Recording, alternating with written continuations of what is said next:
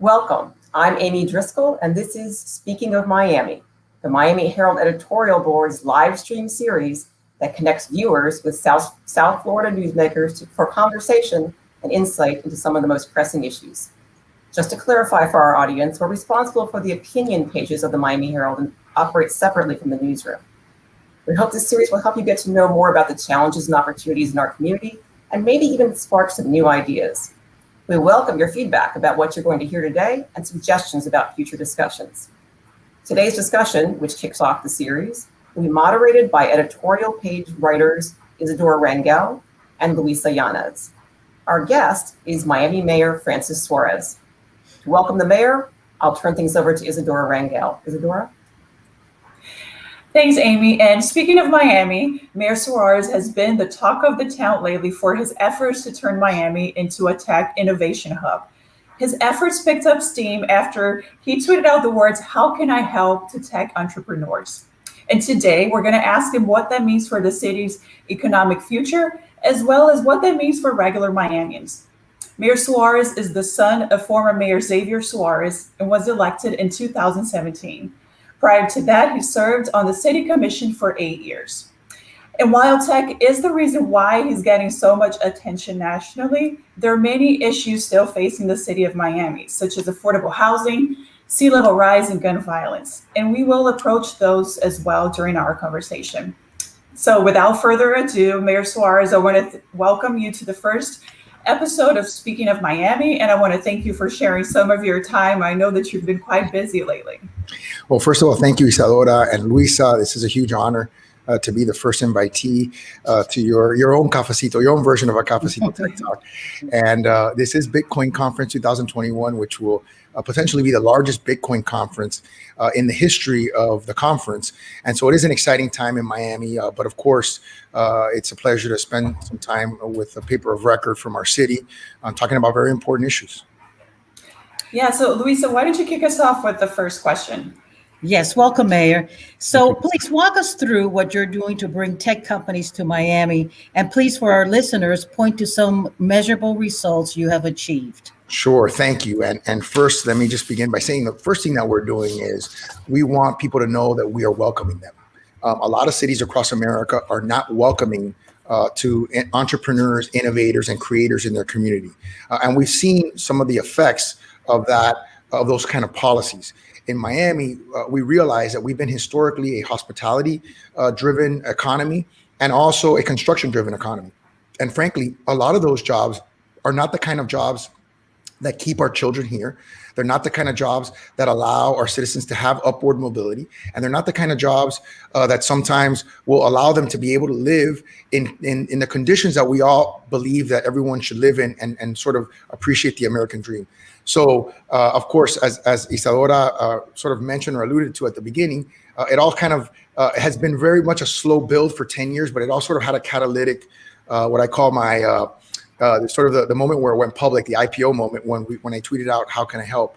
And in that time, just for example, in the DDA program alone, which I have to commend the DDA for this program, they have brought 1,400 jobs at an average salary of $130,000. So in just 1 year, they've been able to attract companies to move here from the financial and from the tech sector that have created 1,400 jobs at an average salary of $130,000. That is a $182 million economic annual impact. That means that those salaries, presuming that those people will stay here for years and years and years, is going to create a massive economic impact for the city of Miami. That was done, by the way, with a very, very modest investment. I think they give $50,000 a year for 3 years for companies who are moving. I think the entire program, if I'm not mistaken, was a $750,000 program. So imagine a $750,000 program that has created $180 million in economic impact. Of course, many of us know, and even your editorial board referred to the FTX deal. FTX is a large crypto trading platform that came and paid $200 million for the naming rights of what was then the American Airlines Arena. And, you think to yourself, well, look, as the editorial alluded to it, it's a young company. What does that really mean for our community? And I'll tell you a few things. The first is Joe Bachman and Sam Bachman, who are the owners of FTX, both came to me and said, listen, had you not been talking about crypto we wouldn't have done this deal. We would not have come to Miami. There was 10 other arena deals that we were looking at, and we chose to come to Miami because of how inviting you were to the crypto community. And then, Commissioner Keon Hardeman, along with Mayor Levine Cava, did a very smart thing. They took that money, which is going to be millions of dollars every year, and decided to allocate that to help with gun violence prevention initiatives and summer jobs for children, which we know keeps children employed and keeps them off our streets. And of course, we started the summer with a rash of shootings throughout Miami-Dade County. And so it's important now more than ever that we have, companies that are investing in our community. Today, we announced a new company, Bitcoin.com, that is moving down to Miami. Sorry, blockchain.com, my bad. And they are creating 100 jobs next year at an average salary of $110,000 and 200 jobs the year after. So it's a $30 million economic impact just from one company. And they're also going to get involved in philanthropic endeavors. And that's not to talk about Pipe that came here. It's a fintech company that just did a venture round for $316 million.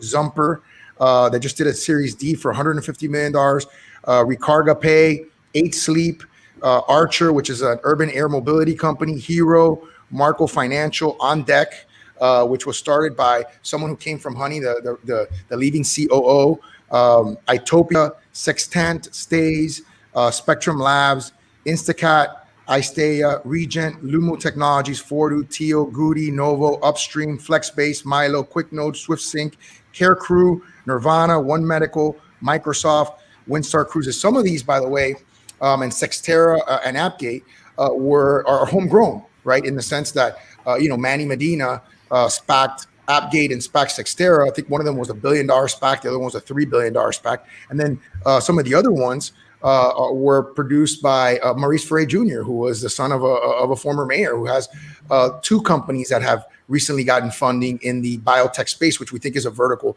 that we can do better. And listen, I've dedicated my career to the issues that you guys talked about: affordable housing, transportation. What I call. Mayor, can I? Since you're mentioning affordable housing, sorry to cut you off. No, go ahead, please. That is, and that is a big concern for a lot of people, and we ask readers to send them their questions for you, and a couple of them are actually concerned about the cost of living in Miami. I'll say I live in the city of Miami, and it's already expensive to live in the downtown area. I'll be honest with you and personal here. I mean, I do have that fear that as you have all these well-paid tech workers moving here, that middle-class people like me and others in Miami might be pushed out, as we're already seeing that happen in areas such as Little Havana, such as Overtown.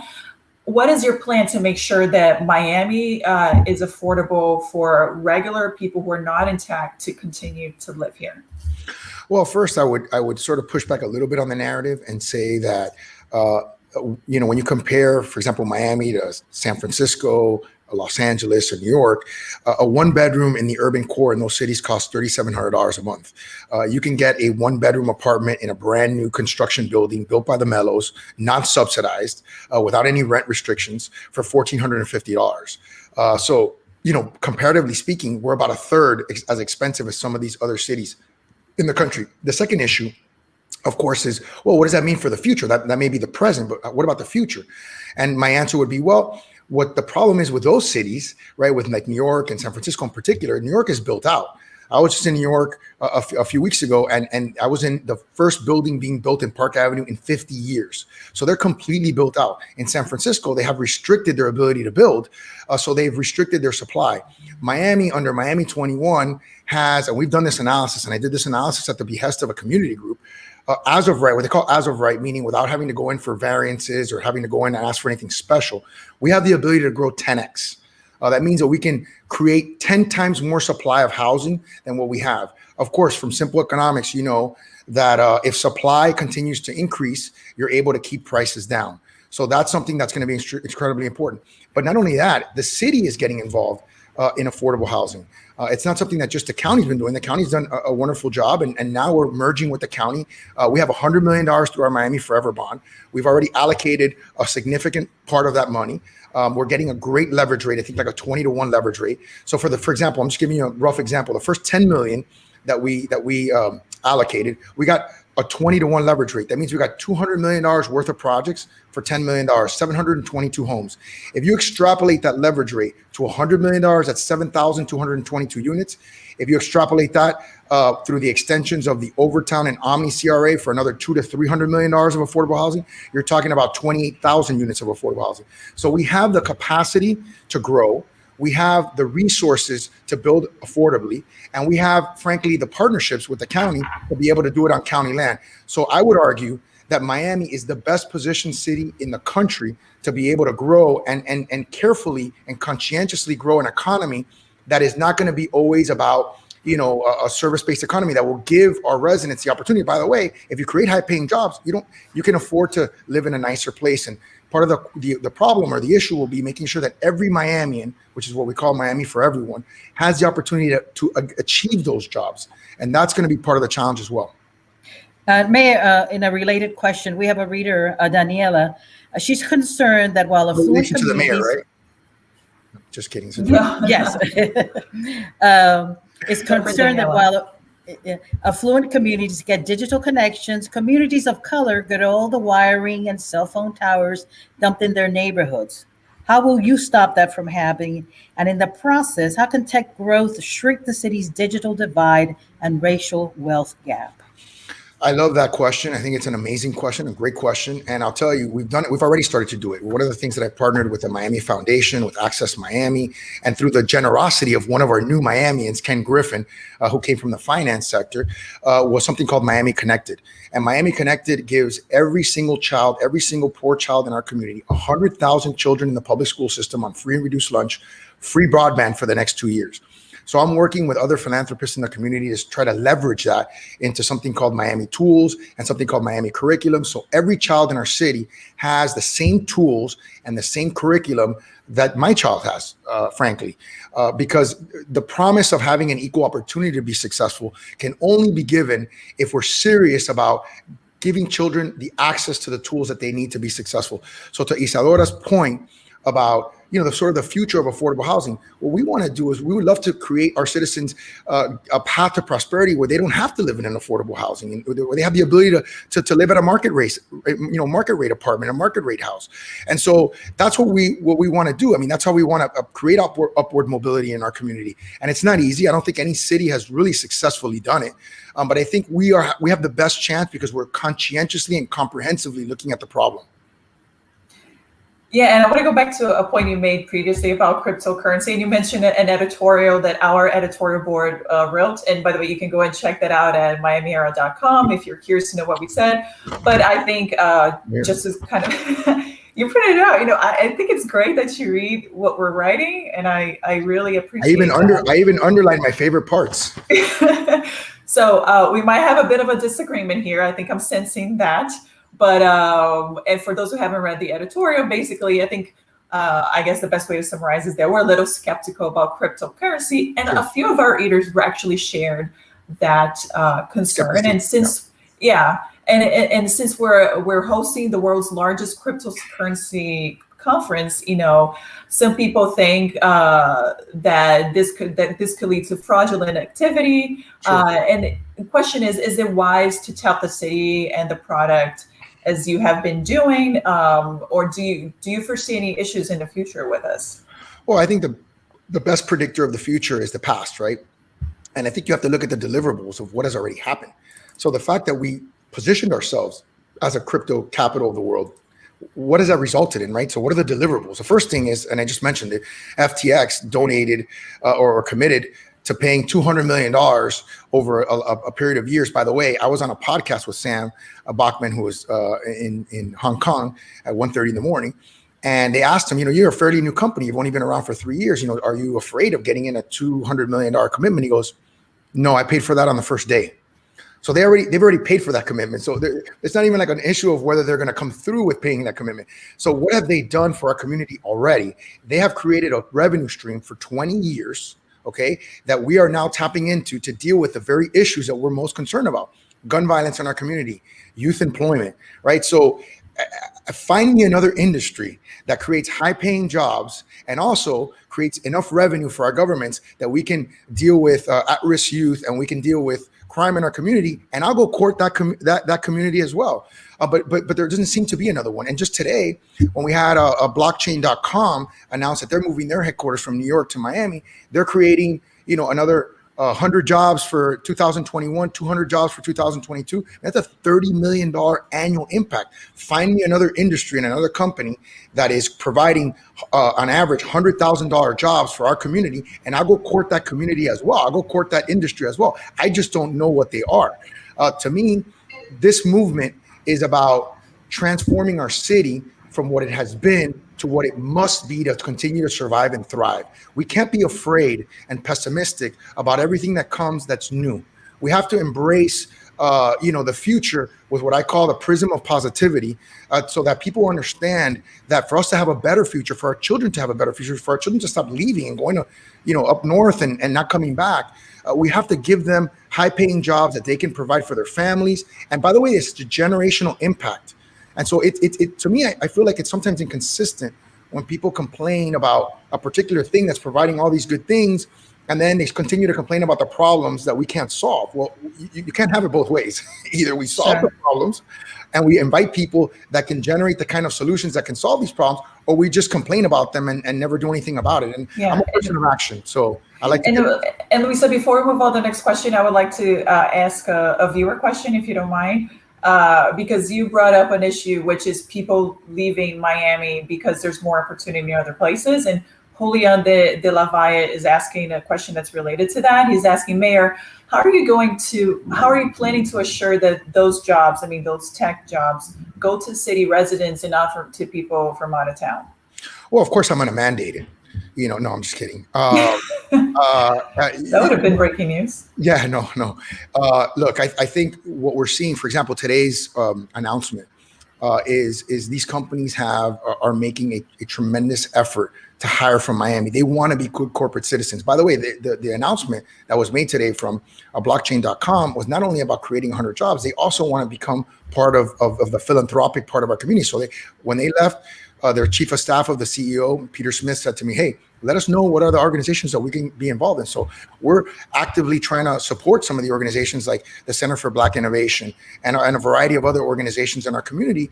But we wouldn't have these opportunities if it wasn't for people that were coming into our community. So, for us, we think that the best way for our residents to benefit is for them to understand that this reality is coming and to prepare themselves for it. So we want to do it on the educational side through the initiatives that I talked about for younger children. We want to do it on the university side. Obviously, very, very happy about the Knight Foundation and their gift to the University of Miami and to FIU.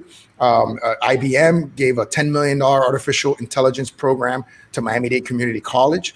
This has all happened in the last 3 months. It's incredible what this community is doing and rallying around our educational institutions and giving them an opportunity to shine and to provide, high trained talent for these high paying jobs in our community. So, and then we can't forget about the people that sort of didn't come in this moment, but are adults that need to be upskilled. And so we're working with Winco that was bought by BrainStation, as well as a variety of other partners to make sure that there are enough upskilling opportunities for people to be able to work in IT and be able to change. I was just hearing from my comms director today that a lot of these IT companies are actually paying more money and are forcing employers to pay higher salaries because they're losing them to the tech companies that are coming here. So that is a good thing for our community when employers feel like they have to be in a competitive environment and have to pay higher salaries. Right. Mayor, how involved are you going to be in the conference? Are you going to be there every day promoting Miami? What's your role? As long as you allow me to be there, Luisa, I'll be there. No, it's a joke. Okay. We'll let you. Well, as long as you don't do it during our 1 hour interview. Yeah, no. I'm going to be kicking off the conference tomorrow with the keynote, with the opening speech. So that's going to be wonderful. And by the way, it's great that we also have sort of the largest Bitcoin conference in the history of the conference. And there's been reports that it'll be as many as 50,000 people. I think with our Basel, we had 80,000. So it's amazing. It would be amazing if we have the attention of the fintech world on Miami, and we're making announcements almost every single day. We have another announcement, I think, coming out either tomorrow or it'll be coming out early Monday. We've got some great podcasts that are coming out as well, Cafecito Tech Talks. So yes, I'm going to spend as much time as humanly possible there, Luisa, talking to companies and doing what we've been doing, which is rolling out the red carpet and making sure that they know that we want them here. Okay. Talking about your time, besides being mayor, you're a lawyer at Quinn Emanuel. You recently took a third job at the Grossa Capital Partners. How much time are you spending at each job, and are you dedicating enough time to the city? Are you getting any questions about that? Other than from I'm not. And I've been very blessed. I was blessed to be elected by 86% of my residents in 2017. I've been blessed to get this far in a year of a reelection without opposition, and hope that it remains that way. And I'll be blessed, God willing, if I'm reelected in November, to be the president of the U.S. Conference of Mayors. So I don't have 3 jobs, Luisa. I actually have about 5 or 6 jobs. I'm also a father. I'm also a husband. I'm the second vice president of the U.S. Conference of Mayors. So I have a lot of jobs. And thankfully, we live in a world where these things exist. And you can be ubiquitously doing multitasking and doing a variety of functions. So the people that employ me are very, very happy with the time allocations that I give them. And if they're not happy, then they all understand that my primary job is to serve the residents of the city of Miami. I do it with a tremendous amount of energy. I dedicate a lot more hours than a full-time job. I can promise you that. Weekends, nights, and I don't hear anybody complaining other than a couple of people that have asked me about it, and not even complaining, but just asked me about the issue. I have not had anybody complaining to me about it. And everybody knows how accessible I am. I'm accessible by phone, text message, direct message, all day long, all the time. I tweet at 2:00 in the morning, 4:00 in the morning. I am a human being. I do sleep. So that is important. And I do have 2 small children, and I love to spend time with them and be their father, and spend time with my wife as well, who's, by the way, incredibly supportive of all the directions that I'm being pulled in at all times.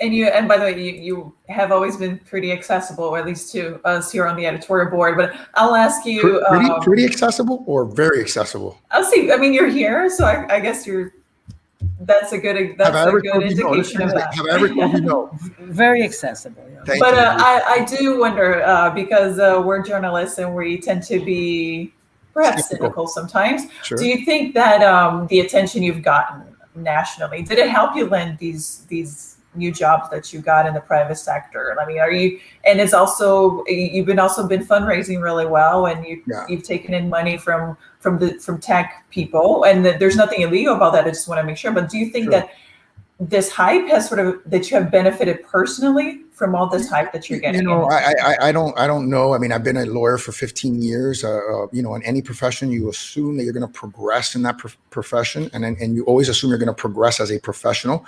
I tried in 2018, maybe brashly, to become the strong mayor of Miami, because I felt that was what I felt was the right thing to do, and I was going to completely dedicate myself full time to running the day-to-day operations of the city. The voters decided they didn't want that, and I respect that. But because of that, now I am the executive mayor of Miami. So I have a manager that runs the day-to-day operations of the city, and that gives me the opportunity to earn outside income, which is something that I do and that I'm not ashamed of. We have to stop being in a society where people are ashamed to be successful, or they're demonized for being successful. It's not something that, it's something that I see other cities doing. And that's part of the reason why Miami is experiencing a tremendous renaissance, because people are saying, F Elon Musk. People are telling Mark Zuckerberg, who gave $75 million to a hospital, that they shouldn't put his name on the hospital, or they're kicking out, Amazon from New York. And that is creating conditions upon which Miami is receiving a tremendous amount of influx of talent, both from, up north and from Silicon Valley, and it's inuring to the benefit of our residents. I find it hard to believe that a mayor who was elected by 86%, who is going to be the president of all the mayors nationally if he's reelected in November, and who was named by Fortune magazine as the 20th most influential leader in the world, which, by the way, your paper didn't cover, neither in the editorial side or on the paper side. Actually, the only one that did cover was El Nuevo Herald, and I want to thank Enrique Flor for doing that. That was very nice of him. That mayor, is now going to be questioned about, what he does in his private time, right? That to me is a little strange. And frankly, I would just appreciate if you just said thank you for all the hard work that you put in for being mayor. That'd be better from my perspective. Moving on, so we'll talk about other issues, not just tech, like as we promised in the beginning. And I think we have to talk about the shootings that happened over Memorial Day weekend. I just want to make sure that most of them were not within city limits, but this is an issue that affects the city as well. What do you think should be the city's plan to address gun violence? And I think a lot of people have really taken notice that this is an issue that seems to be growing, or at least the perception is that it's becoming a worse issue. Well, it's definitely the perception, that's for sure. And I'll give you statistics that explain what I mean by that. But let me just start by saying it's an issue that I've dedicated pretty much 11 years of my career to trying to solve. And I did it through first bringing a gunfire detection system to our city. We were the early adopters. The county followed suit afterwards. And when we did that, we reduced homicides in the city of Miami by almost 50% from the year that we brought it to the present day. But you know, when you have a weekend like Memorial Day weekend where you have some mass shooting events and throughout the county, and they seem to be tightly grouped, it does create a concern because it shocks the conscience. But the first thing I did, and remember, I'm not mayor of Miami on one day or one weekend. I'm mayor of Miami every day, going backwards and going forward. And the first thing I did was, you know, you always as mayors, you sort of look for context. You say, wait a second, let's get a sense of the problem here, right? So the first thing I asked my chief is, Chief, how many homicides did we have in the month of May? Do you all know how many homicides we had in the month of May? Sure, let us know. Do you know? Do you know? No, I don't. Do you think we had a lot of homicides in the month of May, or do you think we had a little bit of homicides in the month of May, based on the coverage that you've seen? I mean, I'm not gonna guess. I would say in the 30 it looks like you have range. those figures. 30? Yeah. You think we had 30 homicides in Miami in the month of May? Yeah. What do you think, Isadora? How many homicides do you think we had in Miami in the month of May? I have no idea. I will tell you that I know that crime has been down throughout the country over the decades. So, but I mean, I don't know. I'm not going to go into. We had three. We had 3 homicides in the month of May. You know how many that would be in a year if we had 3 a month? 3 times 12 would be Yes. 36. That's right. So we'd have in a whole year what you thought we had in 1 month. Okay. Do you know when was the last time we had 36 homicides in a given year? When? Well, I don't know, because I just got the numbers right here. They're here on my phone, and it goes back as far as I couldn't get them to go back to 1896, unfortunately. But this one goes back as far as 1970. So let me tell you, in 1970, how many we had. We had 91 in 1970. 36 is about a third of 91. In 1980, we had 220. That's almost 10 per month, right? We had 36 is significantly less than 220. But in 2017, we had 42. So 36 would be less than 42, and 42 was the low since 1954. So if we had every month 3 homicides, which of course 1 homicide is 1 homicide too many. I want to have 0 homicides, right? That's the objective, is to have 0. But if we had 36, we'd have the lowest homicide rate, okay, since before 1954.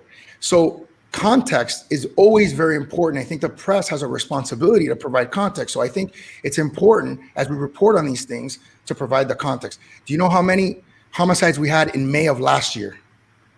Mayor, we're here to hear your thoughts about what do you think should be done. But that's it appears that what you're saying is that it's important to know this numbers, these information, because yes, but we don't know those numbers, okay, and, so I'll tell you what they are. And you know that we don't. So we had so we had 9 last May. We had 3 times as many last May than we had this May. But the news and the hype, to use your word, because you guys like to use the word hype, the news and the hype makes it seem like we had 30, right? When we had 3 last May, we had 9. 9 was a terrible month. If we would have had 9, you know, over the course of a year, that's 108, and 108 would have been a 50% increase. 36. So what is the point you're trying to make, that we do not have an issue? No, the point that I'm trying to make is that we need to contextualize what's happening. That's number one. Absolutely. The second point I'm trying to make is we need to find solutions to the 36 that we would have, or the 3 that we would have, or the 40 that we would have, right? And the solutions are, and I commend, by the way, Miami-Dade County for taking the FTX money and creating, you know, gunfire prevention program, and also having, you know, a summer camp for children, something that we did, by the way, in the city of Miami a few years ago.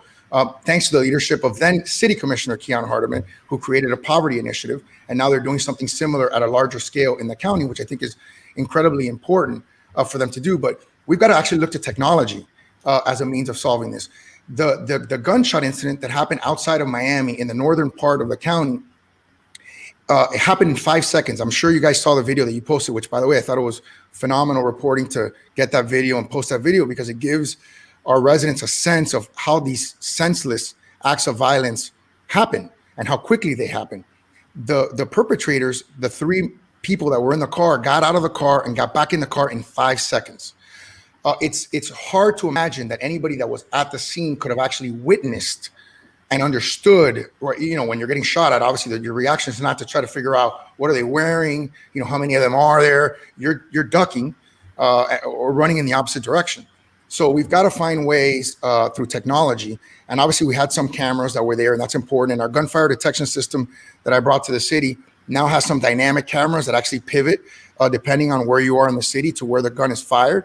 But I think the next generation of technology, and I'm putting this out there, it's an open source idea, if you will, is we're going to have a decentralized set of drones that are going to have to geoposition, because our gunfire detection system is a geopositioning system. So through sonar technology, I know when a gun is fired in my city with GPS precision instantly. Okay, I know within a 5-foot range. So we have the ability, if we had eyes in the sky in that particular moment, we could chase the vehicle, which ultimately was dumped in a canal. You could chase the vehicle, you could get, you know, officers to the place, and you could arrest the people, and you could have very close to a 100% capture rate for people that are committing these crimes. Once that happens, there will be a huge disincentive to do something like this, because you know you're going to get caught. And unfortunately, what happens is the clearance rates, meaning the rate at which they catch people when they commit these kinds of violent crimes, even in a good city, even in a great year, is 65%. That means 35% of people are not being caught. And it's an unfortunate risk that a lot of these people in our community that want to create chaos and violence are willing to take. Well, but thank you for answering the question. I know I asked you, I hold you up to it. So thank you for answering. And thank you for answering my questions, the ones that you were able to. Appreciate it. Sure. Okay, so let's switch to tunnels now. You're talking with Elon Musk about building a tunnel under the Miami River, even a larger mass transit system under Miami's urban core. But there are questions, especially in Las Vegas, on whether Musk can deliver. Do you still believe he can deliver in Miami? Are you still? Absolutely, unless something happens to the Las Vegas tunnel that I'm not aware of. The Las Vegas tunnel is in operation.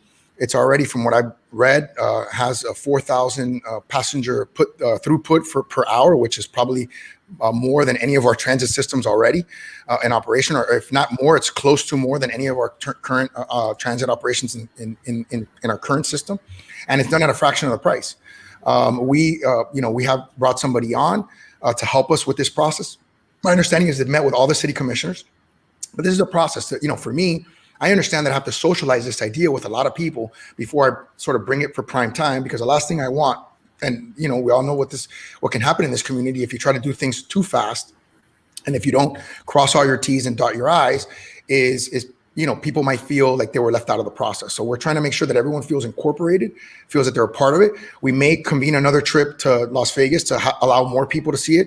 I've been in communication with the director of transportation, who's a friend, Pete Buttigieg, who was also a mayor before at South Bend, and who I met through the conference.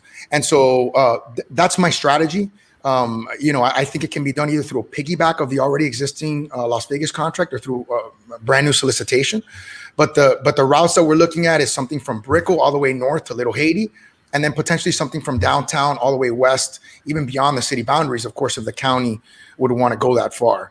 But those are routes that we're looking at, and certainly, I'll give you an example. When I came back from Las Vegas, the executive director, Eileen Bouclé, who's a phenomenal person, called me frantically asking me, if I would support the changing of a name of a route. And the route hadn't been built. And it was a route, it was the Miami Beach corridor. And I said, the Miami part of it. And I said, look, you can name it whatever you want, but let me ask you a question. How much is it going to cost? And they said, well, a 2-mile extension of the already existing Metro Mover cost $245 million a mile. For 2 miles, that's $500 million. You could build 50 miles of tunnels for 2 miles. You could go up and back the city with tunnels almost 5 times for $500 million.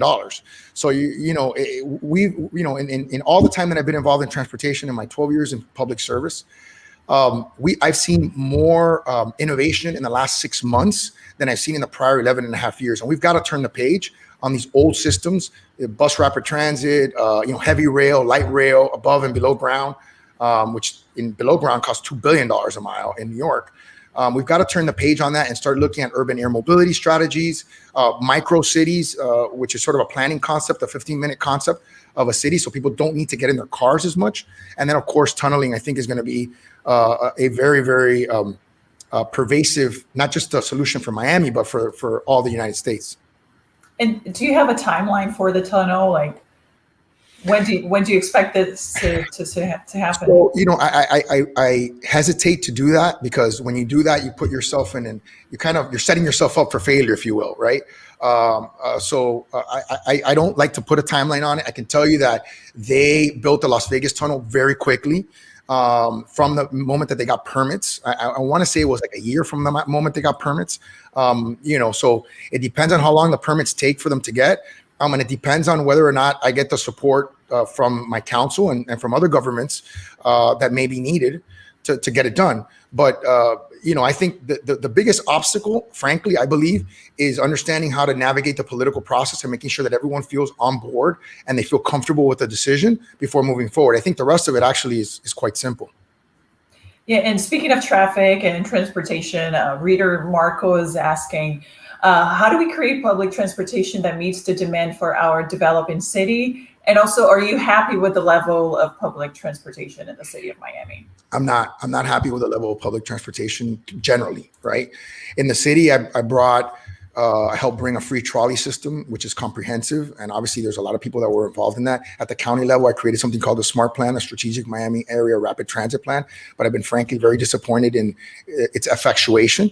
And I think the fact that the public sector has failed has forced the private sector to innovate. So what has the private sector done? They've built what I call mini walkable cities. So all these neighborhoods like Coconut Grove and Wynwood and Edgewater and Omni, these are all becoming little mini cities where people can work, they can live, and they can go out and have a good time. So they don't necessarily have to get in a car and drive across the city. So that is sort of a private sector hack of the public sector transportation issue. And then you have micro mobility companies like scooter companies that are coming up with last mile solutions to get people in a very hot environment to and from mass transit. So, and then the third thing we're doing, which I think is a wonderful thing, and have to again tip my hat to the county, is they're actually building on the transit nodes, which is called transit oriented development. And they're building literally on the transit stations. And that makes a lot of sense because it maximizes the already existing transit. So I think those are all smart things. Am I happy about the final product? I'm not. I don't think there's any big city mayor in America that are going to tell you, oh, we're thrilled with the way our public transportation system is. I just, I always like to push the envelope. Sometimes I'm a big thinker. Sometimes it works out. Sometimes it doesn't. But you can't be afraid to have big ideas because otherwise you won't get anything big solved. Yeah. And you mentioned the SMART Plan. For those who don't know what the SMART Plan is a plan to expand public transportation throughout the county, not just the city of Miami, but there are routes planned east and west, north and south. But you said you're disappointed with that. Can you expand on why you're disappointed? Well, I'm disappointed because I feel that we lost a big opportunity. You know what I mean? We had the half cent. And if we would have been more judicious and been smarter about how we spent the half cent money, instead of expanding and using it for expanding bureaucracy in our county, if we would have used that money as it was intended to expand capacity, we would have had transit lines already going north, west, and south. As it is, we've had to do something that is basically a $200 million, $200 million bus route, which is already, by the way, we already have the dedicated right of way. We're just making it look kind of like a transit thing, and it's going to be a bus, which frankly, we already have the buses, we already have the right of way. So I don't know why we're spending $200 million on it. But if we're going to spend $200 million, we could put it underground, right? Make it with the boring company. It'll probably have bigger throughput, and we can recapture all that above ground right of way and make a 20-mile linear park, sort of what we're doing with the underline. So I think that would be a much more environmentally beneficial and recapturing all that public space. So I just think we need to really look at how we spend our money. And what happens is we spend so much time in transportation. It takes so long to do that by the time you get to the starting line, the technology is already obsolete. So I think we have to start from scratch. And, that's just my perspective on it. And speaking of taxpayer dollars, the Miami Forever bond approved by voters in 2017 was billed as a way to upgrade the city's infrastructure in the face of climate change and sea level rise. When will taxpayers see shovels hit the ground on projects that will help harden and drain Miami?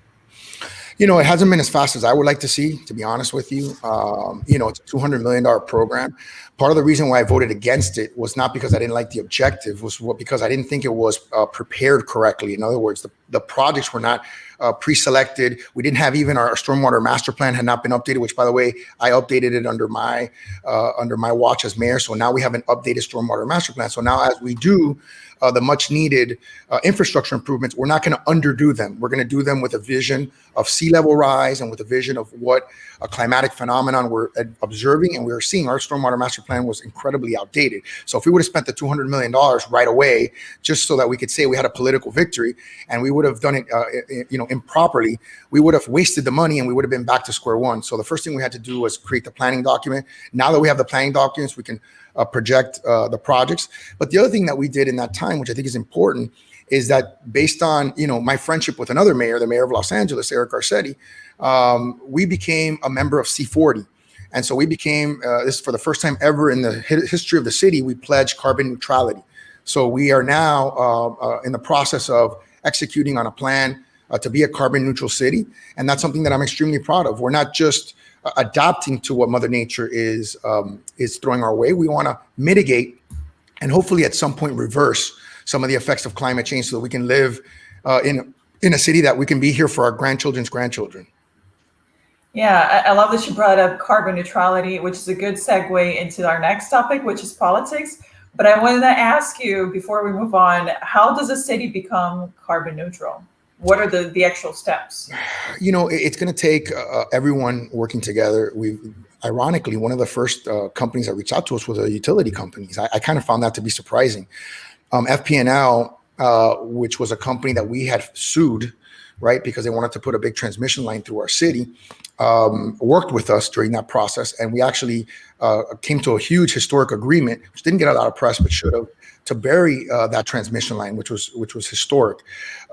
Then we criticized them because they didn't do enough solar, and we were very pro rooftop solar.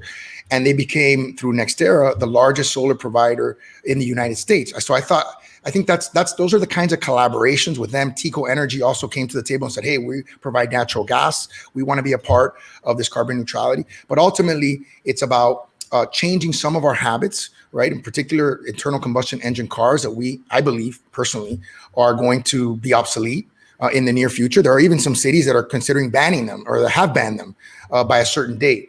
And that's something that obviously— Would you consider that? Would you consider banning? Nothing is off the table for me when it comes to that. And certainly it depends on the market dynamics. I don't want to send anybody into freak out mode that, we're going to ban, internal combustion engine cars tomorrow. But it's something to consider at the appropriate moment, because I think, there is going to be a point at which the electric vehicles are just a better value proposition. We're already basically there, where the maintenance is virtually nothing. The energy consumption is one, tenth or maybe less in terms of cost, and the price of the vehicle itself is equivalent or less than an internal combustion engine car. So it's going to be a great value proposition. So I think that day is coming. Like Willie Chirino said, ya viene llegando. So I think that day is going to be coming quickly. Yeah, and when do you think? What is your goal? Like we want to be carbon neutral by? So the C40 pledge is to be carbon neutral by 2040. Because we entered it late, and frankly, again, we're in an exclusive club because not everyone is eligible to become a C40 member. We were given an extension to 2050. So we think we can get about 60 to 80% down by 2036. That's sort of our initial goal. And then depending on a variety of circumstances that are probably market driven and out of our control, we may be able to hit that 2040, 2050 target, right? That's what we're hoping for. But I think the most important thing is that we care about the issue. and that we're doing something about it, and that we're not pretending like it doesn't exist. And I think that's wonderful because it's one of the main counter brands of Miami that people from across the country, by the way, some people who do far poorly, who do much poorer than we do on some of these issues, like the counter brand Miami, say, hey, we're going to be underwater when, for example, New York has suffered, more hurricane damage in the last 10 years than Miami has. Yeah. And I'll say you're a Republican. And it's not often that we hear a Republican talking about being a carbon neutral city. And I think that's actually refreshing. Thank you. But you also have aspirations. You were talking to Nikki Haley, who was considering running for president 2024, and she's looking at you as a potential running mate. But I wonder how you see yourself fitting into the Republican Party today. You have been very open about not voting for Donald Trump in 2020. By the way, you did not vote for Joe Biden either, but you won't tell us whose name you wrote in, and maybe one day you will. But I'm curious to know, is the Republican Party doing the right thing by, becoming the party of Donald Trump? And how do you see yourself fitting into that party when we see what happened, for example, with Liz Cheney when she decided to speak up against the former president? Your thoughts? Well, I appreciate the question. And I'll tell you, one of the biggest problems in our society, I think, is the hyper-labelization of, hey, you did this, you didn't do that. How do you fit in here? How do you not fit in there? And I understand the reason for it because it makes life simple. But I feel like another way to simplify things is start looking at problems and solving them, right? So for me, I don't have the luxury of denying that climate change is real, right? I feel how I feel about immigration because I'm an immigrant. Right. So, these are some issues that are very personal for me, and I speak about them in that way. And frankly, a lot of people appreciate that, and they tell me all the time, and people from a variety of different political ideologies and spectrums. And it's hard to be elected in a city like ours, which has, a tremendous amount of all three parties, right? No party, Republicans and Democrats, by 86%, if you focus constantly on things that divide each other and our community. I like to focus on what is the problem? How are we going to solve it? Let's not put it through some sort of necessarily like a partisan prism and then try to solve it. So we can, I don't, that's not the way that I operate. How is that going to, does that make me a unicorn in terms of, being a Republican Hispanic mayor? There's not a lot of Hispanic Republican mayors in the country. There's very few, Hispanic Republican mayors that are going to be president of the U.S. Conference of Mayors. I may be the first one because I think the other Hispanic mayors were probably Democrats. In the 87-year history of the organization. So I do think that there's a rareness to it, but I'm a believer, have a lot of faith. My faith is what has allowed me, I think, in part, get to this point in my life and accomplish the things that I've been able to accomplish with the help of so many other people, my staff, my friends, my family. And so where that means or where I will fit in and what label and what box am I going to fit in, I have no idea, Isadora, I really don't. And whether that means that at some point in the future, the privilege of being able to serve is one that ends, and instead of having 3 jobs, I'll have 8 or 9 or 10 jobs or 12 jobs or whatever. Then that's what'll happen. So we saw that Commissioner Ken Russell is going to run. He's going to oppose Marco Rubio. What are your thoughts on that? You really want to get me in trouble, don't you, Luisa? Listen, Marco is a longtime friend, and Ken is a longtime friend. I've supported Marco when he ran for president. I'm already supporting him in his reelection for Senate. So, and Ken knows that, Commissioner Russell knows that. I spoke to him this morning. He was kind enough, even though I didn't know what he had been up to, he was kind enough to call me and give me a 20-minute heads up that he was making the announcement. It wasn't exactly like he was asking me for my opinion. It was more like, hey, this is what's going on. And, I appreciated that as a colleague, the respect. If he would have asked me for my opinion, I would have told him that, I didn't think it was such a good idea. And I think he knows that, running for Senate, for any statewide office is a very, very difficult thing. It requires a tremendous amount of fundraising on the order of tens of millions of dollars. He's running against a very polished and two-time U.S. Senator who was also Speaker of the Florida House. So it's a formidable opponent. And I know he knows that. It's not something that he doesn't know and is not conscientious of. So, that was basically how that conversation went. Okay.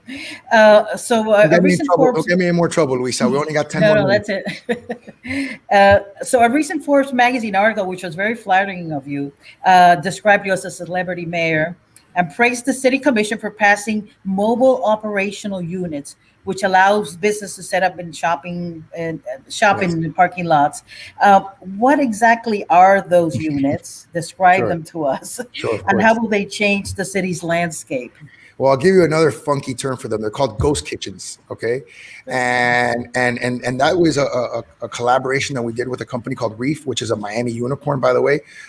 It was funded by SoftBank. I believe SoftBank, I want to say, invested $800 million in a multi-billion-dollar Miami company, and we were the first city in America that allowed for these ghost kitchens to exist. And what does that mean? Let's say you love, a restaurant in the other part of Miami. Let's say you live in the Grove and you love a restaurant in Midtown. Well, you can't order by Uber Eats from that restaurant because it's too far. By the time it gets to you, it'll be cold. The food won't taste the same. So these local restaurants, small businesses, participate with this company, and the company creates what's called a ghost kitchen, which may be a mile or half a mile from your home in the Grove or wherever you live in Shenandoah.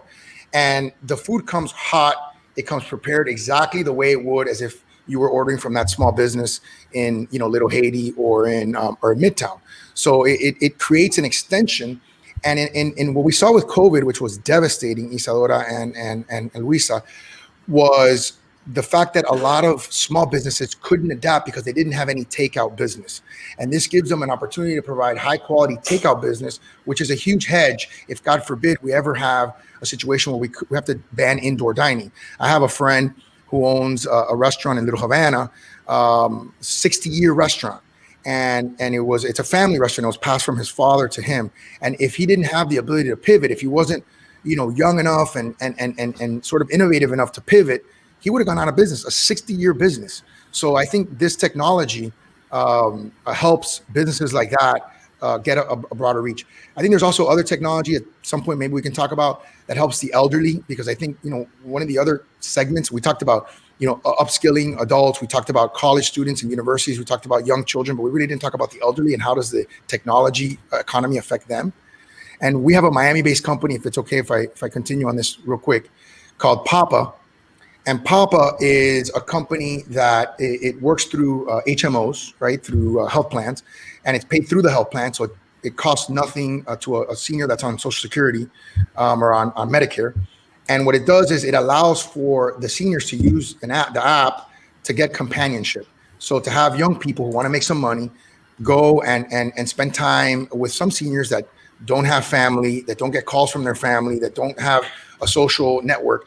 And when we had the comedores, the classic comedores closed, loneliness was a tremendous, a tremendous issue, right? And it's a tremendous health care outcome driver. It seems like a non-quantifiable thing. Like, how do you quantify how lonely somebody is? But it really does drive health outcomes. And this app, which we're partnering with, will provide companionship and even like do groceries and go to the pharmacy and do things to serve the elderly in our community. Yeah, and you're obviously trying to turn Miami into a tech hub, but I wonder what do you think the city will look like if you're successful in 5 years in terms of businesses, public spaces? Like, is it going to look like the Jetsons, or what? Give us like specifics of things that you hope are accomplished and that are part of our everyday life. Well, I think it's going to look like a city that everybody wants to be in. It's going to look like a city where if you work hard, you can get a high-paying job. It's going to look like a city that, we complain about, people not having high wages, and then we complain when people bring jobs with high wages. I mean, we can't have it both ways. We gotta do something. And I think, to differentiate our economy and to, great financial term, to hedge, right? Because, like, for example, the cruise industry. I mean, the cruise industry has been decimated and devastated by the pandemic. The people that work in the cruise industry haven't been able to work, for months. And so we go from a service and hospitality economy, which is important because that's part of who we are, it's part of our DNA, to an economy of doers and thinkers and creators, that creating the next companies of the next generation, but are also providing high-paying jobs for our residents. So, I think our job is to make sure that we provide a pathway to prosperity for our kids and train them to make sure that they have the ability to occupy those jobs. But in terms of how futuristic our city will look, I think we'll have tunnels. I do. I think we're going to have unmanned urban, urban air mobility. So I do think that will happen, and I think that's going to happen. It's not going to be a Miami thing; it'll be a national thing. So I do see that happening. I do think that we'll be a cashless very soon, a cashless society with crypto. I do think that crypto will eventually emerge as the dominant form of payment. I really do believe that. And you have to really do a deep dive on what crypto is and what it means and why it makes sense to understand that more fully. And we could take an hour just on that. And I think we have time for one more question, Luisa. So let's end it up with this question from a reader. This question is from Frederick, and he has a very direct question. He asks, Mr. Mayor, why should I move to Miami? Well, I think the better question is, why haven't you already moved to Miami? But I think all the reasons, we have a formula for success that's simple. We want to keep taxes as low as humanly possible. So we've reduced taxes to the second lowest rate since the 1960s. And what has that done for us? That's actually grown our budget by almost twofold since 2009 when I got here.